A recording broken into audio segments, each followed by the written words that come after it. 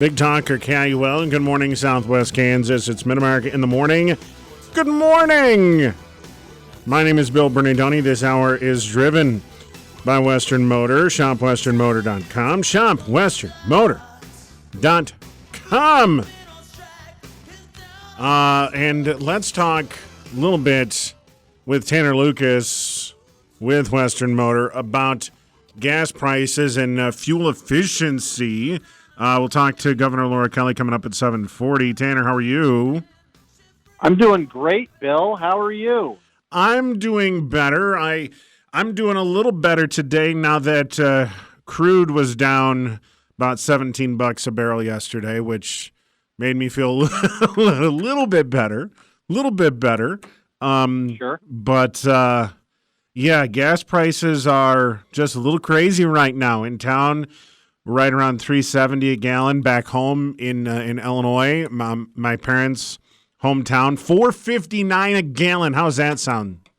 Tanner? That sound good? That sounds excessive, Bill. It sounds excessive. And then one of my good friends I talked to earlier on yesterday, $5.50 a gallon outside of Los Angeles. How's that sound? Goodness gracious. It's sounds like I'm glad I don't live in Los Angeles. Yeah, yes, very much so. So even though, yes, gas prices are up and it's affecting my budget, it's affecting everybody's budgets right now, we're still a lot cheaper than some other places. A lot cheaper than some other places right now, and I think that's a benefit. That's a benefit because could we sneak up over $4? Yeah, we honestly we probably will. I would suspect in the grand scheme of things, but throughout this whole mess of a situation overseas, but it's a good time with these higher gas prices right now to bring back the conversation that we've had a little bit in the past, and that's fuel efficient cars, and there's a lot of really, really good fuel efficient cars and models out there. I think Honda is probably one of the best ones, one of the best, if not the best, in regards to fuel efficiency. I know their trucks are even 25, 30 miles a gallon, if I'm not mistaken. The Ridgeline even can get up to that. Absolutely. But you wanted to spend a little bit of time talking about fuel efficiency and talk about some of the cars you have on lot right now that are more fuel efficient for those who are looking for a car right now and thinking, okay, with gas prices so high, we need some fuel efficiency. We need to worry about fuel efficiency. And so I'll let you go. What are some of the cars that you have that are more fuel efficient than others right now? Right, Bill. Well, before we get into the cars themselves, I think you make a really interesting point about showing value, and that's one of the things we always talk about here at Western Motor is showing as much value as possible. And certainly in times like these, we see the demand for your fuel efficient vehicles go up pretty significantly, and the reality is, and you see the way the markets go.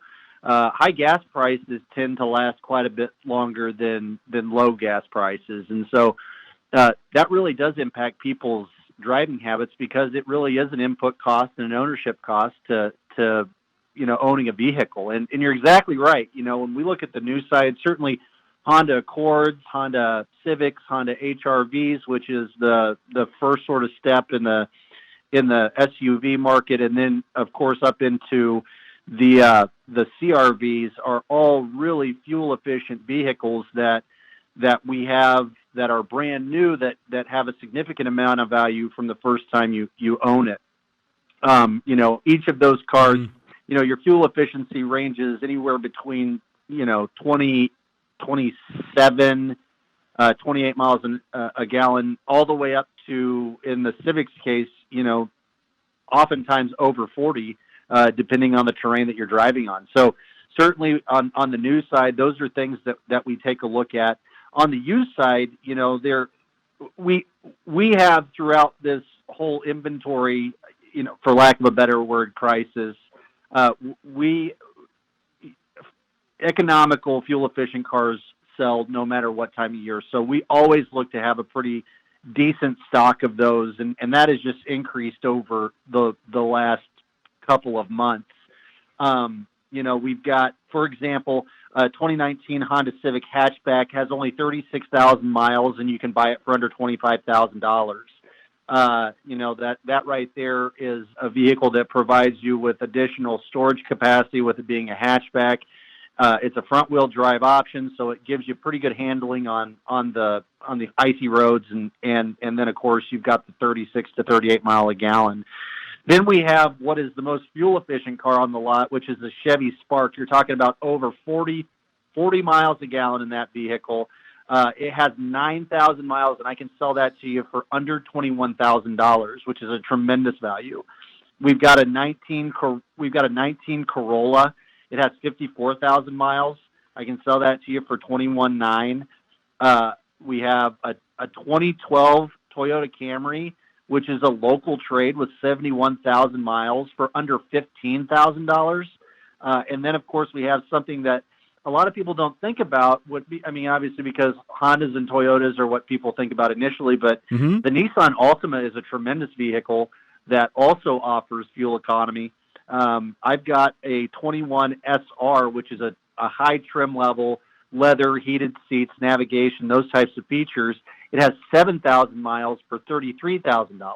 So, with all of those vehicles, we do have, and that's just sort of a sampling of what we have. That isn't even, our entire inventory. So we have really, I think, positioned ourselves well here with this growing demand on the fuel efficient vehicles.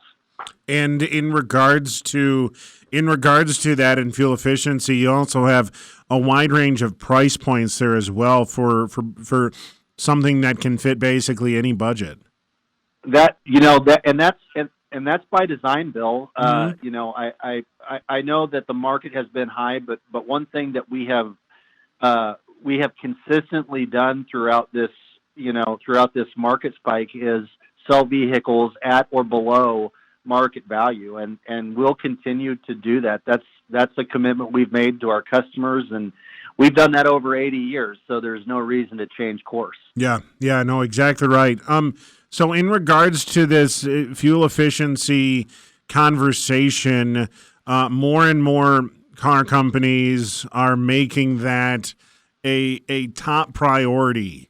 Okay, no matter what we're putting out there, we want it as fuel efficient as possible, because stuff like this happens where there's international things that are going on right now with Russia and Ukraine, and there's always something happening with China, and who knows what's going to happen with Taiwan and all that. So because of that, you always, as you mentioned, fuel efficiency is always in the back of my mind when I'm looking at a car. It's always in the back of most people's minds when you're looking for cars, unless you're someone who never leaves town and never goes anywhere. Sure. Then maybe it's not as much. But I just know I'm glad my wife's not driving a Dodge every day right now. That's what I'm glad about. Man. That's what I'm glad about right now, because I would have had a coronary by now if she had to drive to Dodge every day. So in regards to that, how has this become a focus? Has fuel efficiency become as much of a focus as I think it is for these car companies? And moving forward in the future, are we going to be seeing even more fuel efficiency from other companies outside of, because again, as you said, people think of Toyota, they think of Honda when they think of fuel efficiency, and now maybe start to think of some other companies as well in the mix with them. Sure.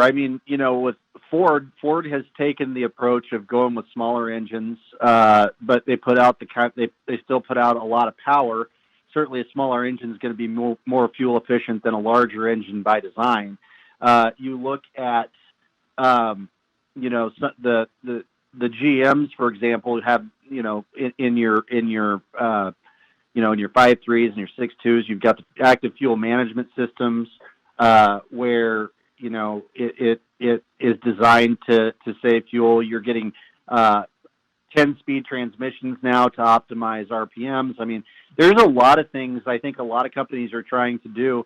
And that's even before we start talking about, the commitment to things like electric vehicles. So, I think fuel economy, I think figuring out ways to make vehicles go farther at the most reasonable price possible is always in the forefront of the minds of engineers and people who design cars. I absolutely think that's happening right now, and we're seeing that more and more. And in regards to electric vehicles, what are we going to be seeing over the next few years here? And do you have anything? I know the Spark is the Chevy that you mentioned.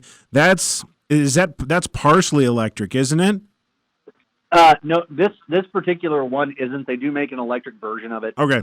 I think in our area, I think the most the transition, I think, will probably go to more hybrid vehicles before they go to electric vehicles. Just because because of the infrastructure in this area, I'm just not sure that right now we can carry a load of a true electric fleet. But there's been a significant amount of investment at corporate levels to transition vehicles into electric fleets. So I think that that's the way car companies are designing vehicles, and so oftentimes the consumer has to react to the way that car companies design vehicles, and it's a reality that we live in. So but I think the most reasonable transition for our area is that we'll begin to see more hybrid type vehicles and then kind of move into that electric space. And I don't know what that time frame looks like, but that would be, to me, the most realistic outcome. Yeah, I don't think I've seen, when I was in Wichita, I know I saw some Tesla stations and stuff like that, but power stations. But I don't know, like within 100-mile radius plus of here, I don't know that I've seen anything like that, Tesla or otherwise. Sure. And the thing about Teslas, I mean, we have some people here in town who drive Teslas, and Tesla has a battery power unit that you can install in your home to recharge your battery. And they've made strides to make it a little bit easier to fill up with electricity, but or recharge, I guess. You don't really fill up, you recharge. But I think that infrastructure, if the commitment is, if the commitment's there, I think that we're going to start seeing infrastructure changes in the fairly near future. Yeah, most definitely. I would agree there. So what's the car of the week this week? You mentioned a few earlier, but what's the car of the week this week? Well, this week we have a locally traded 2017 Honda Ridgeline RTL, and we're kind of keeping with the line of fuel efficiency. It is one of the most fuel efficient vehicles in its segment. You're going to get 27 mile a gallon in that thing. It's all-wheel drive, leather heated seats, remote start, 31,000 miles. It is a really, really great truck. And not one that I have driven. I've heard a lot of good things about that, but one of the rare Hondas I haven't driven. Is that becoming a more and more popular Honda, especially trucks and more fuel efficient trucks? Have those become more and more popular over the years? Absolutely. I think it offers the ride of a truck and the fuel economy of a mid-sized SUV. So I mean, I think you're looking at something that's incredibly popular with regard to the drivers we have out here. Certainly, the Ridgeline has been popular out here since we started selling it, and we have a tremendous number of people out there who drive them and really love them. My dad being one. He was a GMC guy forever, transitioned over to the Ridgeline and absolutely loves it. And the great thing about it is, a lot of garages aren't designed for great big trucks that we drive out here. And so that's a reasonable alternative if you still want a truck to be able to fit into a reasonably sized garage. So There's a lot to like about the Ridgeline, I think, and you know, it offers all-wheel drive and a lot of really great features at an excellent value. Mm. Tanner, where can folks go and get more information and see these vehicles to check out? Absolutely. You can check us out at www.shopwesternmotor.com, shopwesternhonda.com. You can check out our website or our Facebook page.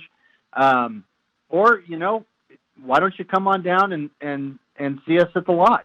That's an easy way to look at them, too. Exactly right. Exactly right. Tanner Lucas with Western Motor. Tanner, thanks, buddy. Thank you, Bill. Have a great day.